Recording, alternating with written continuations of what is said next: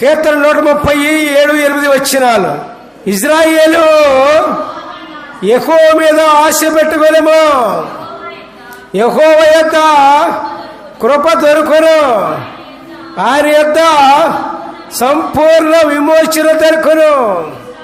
ఇజ్రాయేలుల దోషములన్నిటి నుండి ఆయన వారిని విమోచించును. హల్లెలూయా, ప్రైజ్ ది లార్డ్.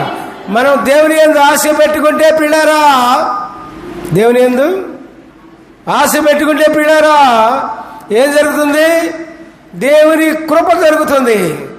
దేవుని యొద్ద ఏముంది? కృప అంటే ఉచితంగా ఇచ్చేది. మనం ఏది ఖరీదు పెట్టి కొనక్కర్లా, వెల చెల్లించక్కర్లా, ధనం ఏది చెల్లించక్కర్లా. అదేది లేకుండానే దేవుని యందు మనం ఆశ పెట్టుకుంటే పిల్లారా, ఆయన దగ్గర నుంచి ఆయన కృప చొప్పున మనకి ఈ లోకంలో కావలసినవన్నీ కూడా సమృద్ధిగా దేవుడు ఇవ్వటానికి సిద్ధంగా ఉన్నాడు పిల్లారా.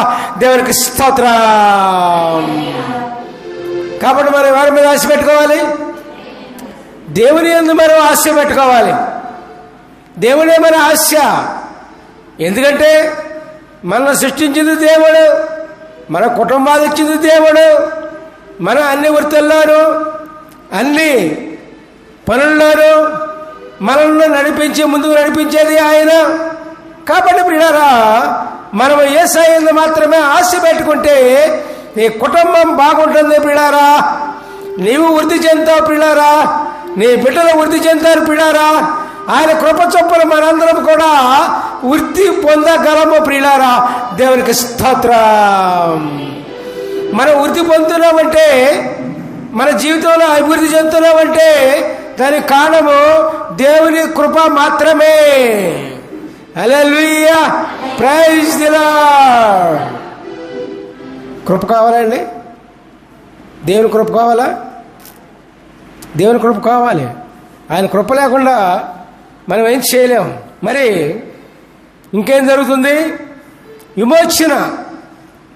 ఆయన కృప చొప్పున విమోచన జరుగుతుంది. విమోచన అంటే నువ్వు బాధల్లో ఉండవచ్చు, వ్యాధుల్లో ఉండవచ్చు, కష్టాల్లో ఉండవచ్చు, నష్టాల్లో ఉండవచ్చు, అనేకమైన ఇబ్బందులలో ఉండవచ్చు. దేవుని యందు ఆశ పెట్టుకుంటే, ప్రభునందు ఆశ పెట్టుకుంటే ఏం జరుగుతుంది? అక్కడ అన్నిటి నుండి కూడా, బాధలు, వ్యాధులు, కష్టాలు, నష్టాలు అన్నిటి నుండి కూడా నీకు విమోచన లభిస్తూ ఉంది ప్రియులారా. దేవునికి స్తోత్రం.